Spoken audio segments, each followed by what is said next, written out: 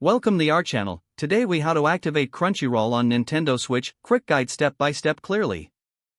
To activate Crunchyroll on your Nintendo Switch, begin by ensuring your console is connected to the internet. Power on your Nintendo Switch and navigate to the Nintendo eShop. In the eShop, use the search feature to locate Crunchyroll.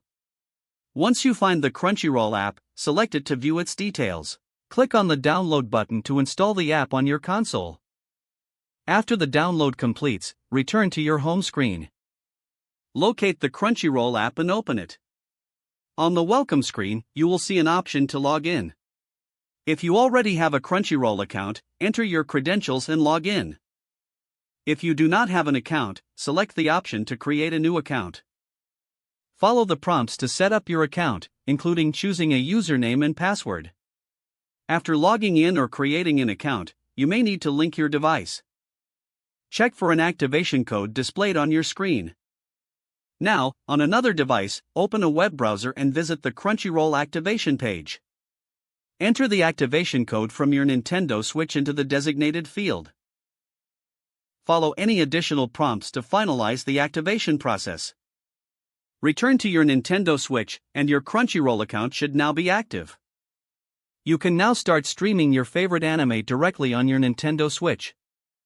If the page does not load, refresh the browser or try again in a private or incognito window.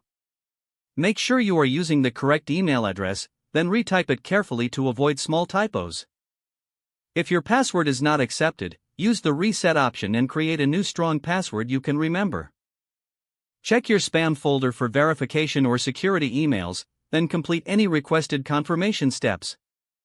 Enable two-factor authentication if available to improve account security and reduce unauthorized access risk. After signing in, review your profile details so your contact information and settings are accurate and current.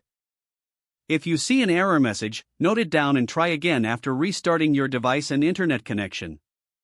Log out when you finish, especially on shared devices, to keep your account and payment information secure. If the page does not load, refresh the browser or try again in a private or incognito window.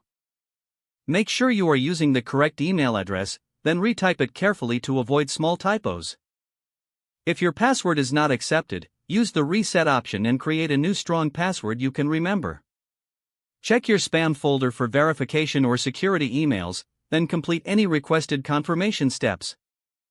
Don't forget to like this video and subscribe to our channel for more step-by-step tech guides.